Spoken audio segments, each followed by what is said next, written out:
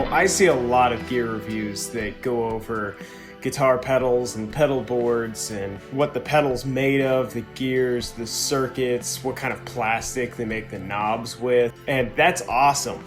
But let's just be honest, I don't have the attention span to learn any of that. What I can do is tell you what's on my personal pedal board and why I have them on there. So if you're looking for a deep dive into each of my pedals and what they do and how they make the world go around and what kind of gears and gadgets and gizmos and circuits and all kinds of wires and the transistors and all of the circuits and the boards and the plastic that was made to make them, you've come to the wrong place because I have no idea about that. All I know is they sound awesome and I bought them for a particular reason. So starting with the amp and guitar that I'm using today. I'm sending all of my sweet guitar effects pedals into a Fender 410 Blues DeVille that smells like someone spilled an ashtray and a litter box all over. Yes, it smells that vintage. The guitar that I'm using is a mock Gibson ES335 that was gifted to me by my good friend and brother-in-law Carlos. Carlos, for this wonderful, beautiful gift, I am eternally grateful. You have saved our lives. We are eternally grateful. So, starting with my pedals. The first pedal is an overdrive pedal. A classic, always-on kind of pedal. It's strong, resilient, independent, has free will and thoughts. It's like that horse from Animal Farm that just kept working and working and working until one day it just gave out and then they sent it to the glue factory. Don't worry, little buddy, I'm not gonna do that to you. This pedal is the JHS Morning Glory. Now, it wasn't actually named after that album, but that is the reason why I bought it. I mean, other than the sounds that it makes, of course. It's based off of an amplifier that Eric Clapton used on John Mayall's Blues Breakers with Eric Clapton. It's a classic album that was a Marshall Blues Breaker amplifier, and many pedals have replicated that sound since.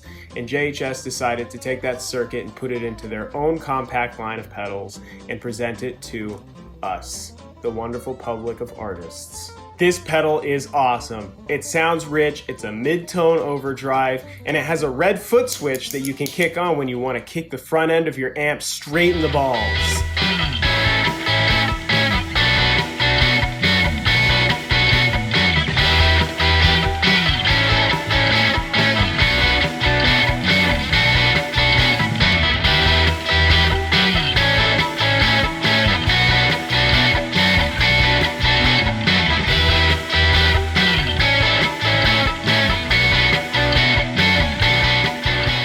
This next pedal is a Keeley Fuzz Bender.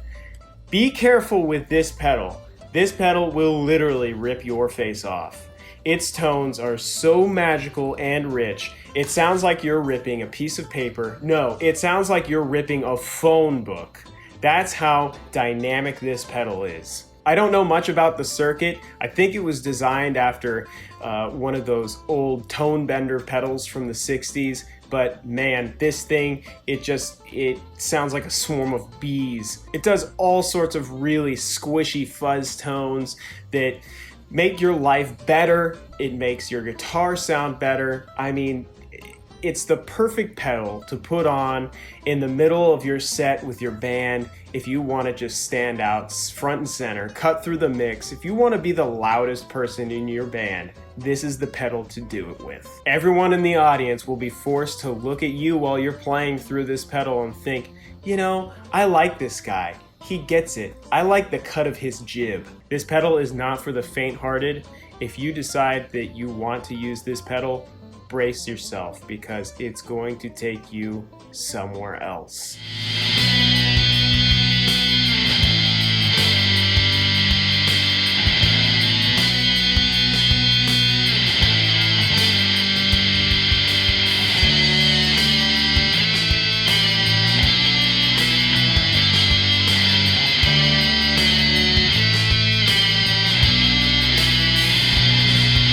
This next pedal is the full tone OCD Overdrive. This is another pedal that's so loud that you are bound to get as much attention as possible when you're playing with your band. The cost to attention ratio is through the roof. I know because I have personally tested it with this pedal. You can't go wrong with an overdrive pedal that is bound to leave everyone in the audience and your band in dire need of plastic surgery because the riffs that you were delivering were so catastrophically face-melting that everyone was blown away.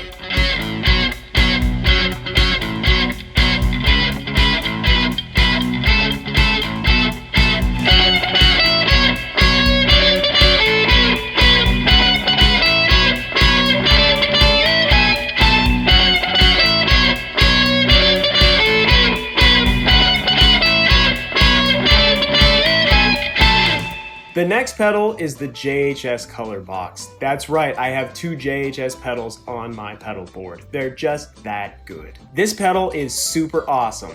It makes everything that you're playing sound like it was recorded at Abbey Road Studios. I'm not shitting you. It literally sounds like that because it was modeled after the Neve desk that the Beatles used to record at Abbey Road Studios. A lot of people will debate and say, oh, it doesn't sound like the Neve desk, it doesn't sound like the console. Well, all those people can go to hell because JHS did a really good job of getting that sound into one tiny little box. It does everything from EQ modeling to sweet singing overdrive to I'm gonna make sure that everyone in this audience needs facial plastic surgery and hearing aids after this gig, fuzz tones. This is an expensive pedal for everyone in the audience, but it's going to line your pockets with gold because the tone is so sweet that everyone who has heard it and listened to it is going to get addicted to it as if it were a Schedule I drug.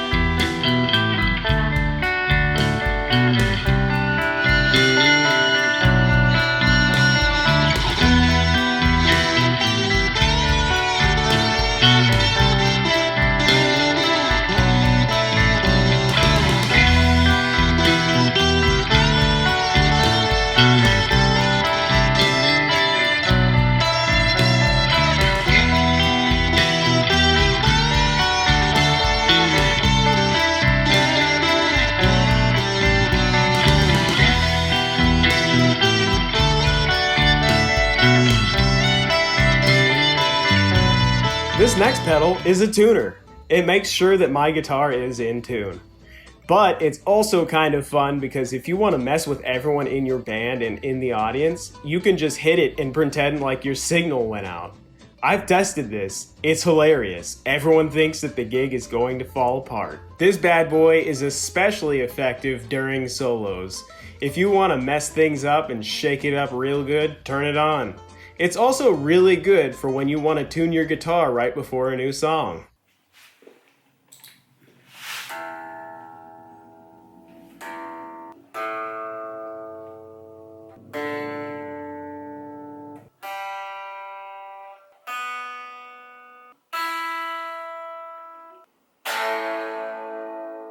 This next pedal is a volume pedal. I bought this pedal because every time we gig, the sound guy makes sure to tell me that my amp is really loud and it also smells like cat piss. During the sound check, I make sure to play really soft, so they turn my guitar up. Then, when it's time to play the gig, it's pedal to the metal, baby. This bastard is all the way up. Everyone behind the booth and in the audience is determined to run for a bucket because they can't handle how face-melting all of the riffs are that I'm delivering.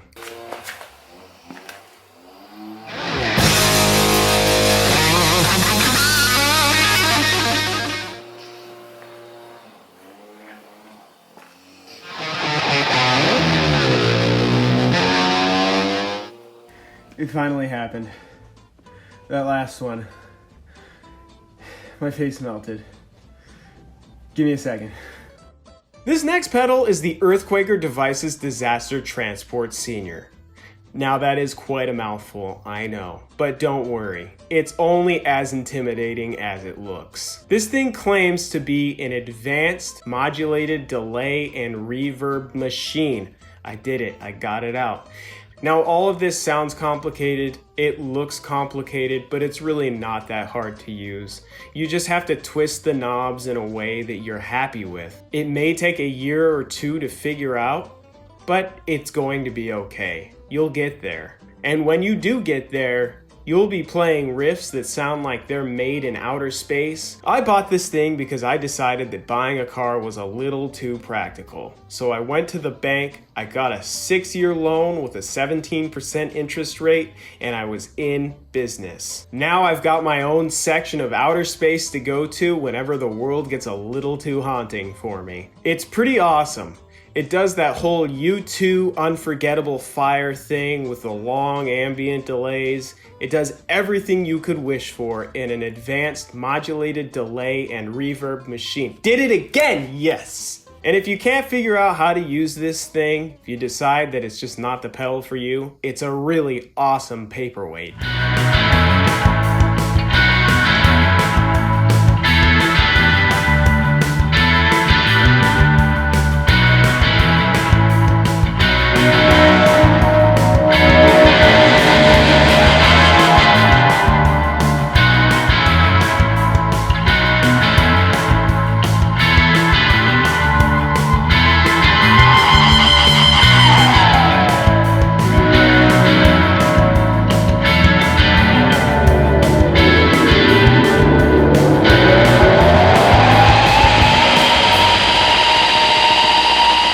Lastly, this is the Eventide H9. That's right, Brian Eno in a box. This is a space station in a pedal. This is the Saturn V of guitar effects units. If you play through this thing, you will have people falling at their knees for the sweet, sweet tone that you're delivering to them. It does everything that you would ever want from a guitar effects pedal. In fact, it does everything that all of the other effects pedals on my board do. So I'm sure you're probably thinking, why don't you have 3 or 4 of them? That's a good question. I'm still kind of paying off that 6-year, 17% interest loan on the Disaster Transport Seniors, so I can't really do that right now. But if I did have the means, I would just have a pedal board full of H9s. Quick pro note. If you want to be super pro, I'm talking supersonic, so pro that you're going to make everyone throw up, use Peter Schmidt and Brian Eno's Oblique Strategies cards.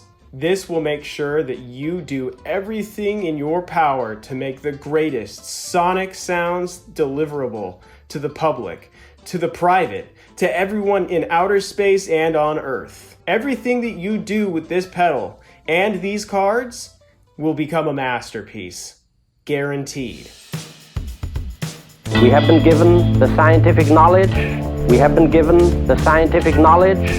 the technical ability, and the materials to pursue the exploration of the universe. To ignore these great resources would be a corruption of a God-given ability.